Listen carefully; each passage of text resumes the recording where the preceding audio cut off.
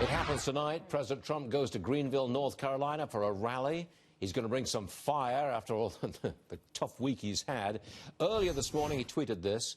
Big rally tonight, Greenville, North Carolina. Lots of things to tell you about, including the fact that our economy is the best it has ever been. Best employment and stock market numbers ever. I'll talk also about people who love and hate our country. Mostly love, 7 p.m. The president, though, he's got work to do.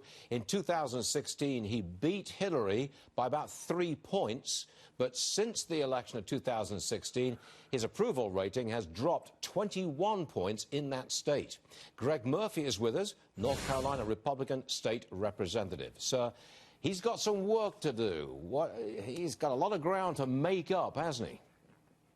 Well, I think he has a challenge in front of him, but, you know, I live in eastern North Carolina in Trump country, and we're fully supportive of our president. We've had a great influx of individuals into the state of North Carolina.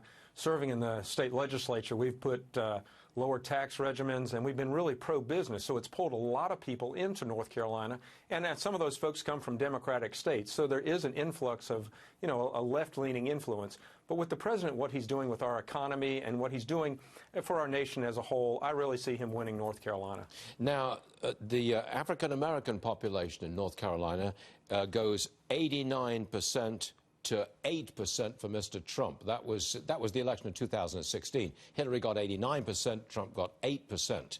And as I understand it, African Americans and Hispanics combined make up 1/4 of North Carolina's population. I think that's what we've got here.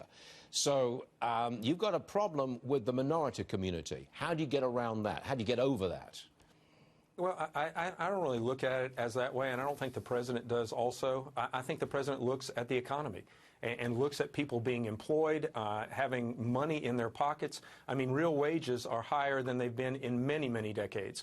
And so, you know, really what matters to individuals, and it's not a race thing, it's not a cultural thing, is do I have a job? Am I able to provide for my family? Yeah, look, and he's doing that. Greg, hold on a second. Look, yesterday the president was condemned in Congress by a large vote, and they branded him a racist. That is going to count with the minority community of North Carolina. Well, I think that's something that's being pulled and a narrative's being pushed by the left. I don't believe President Trump is a racist. I think he cares deeply about the people, but I think he's, and rightly so, infuriated by certain members of Congress that want to do nothing but put out a false narrative and tear down our country. And he's done nothing but try to build up our country. Will you be with him tonight? I will. I'm speaking this evening. Oh, you speak? Okay. I don't know whether you know this or not, but can you tell me, are the crowds lining up already? The crowds were lining up yesterday. They slept there overnight.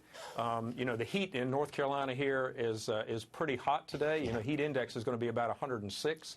But this is Trump country, and people are literally knocking down the doors to come out and see him. If you can fill a place with a heat index of 106, you're doing pretty well.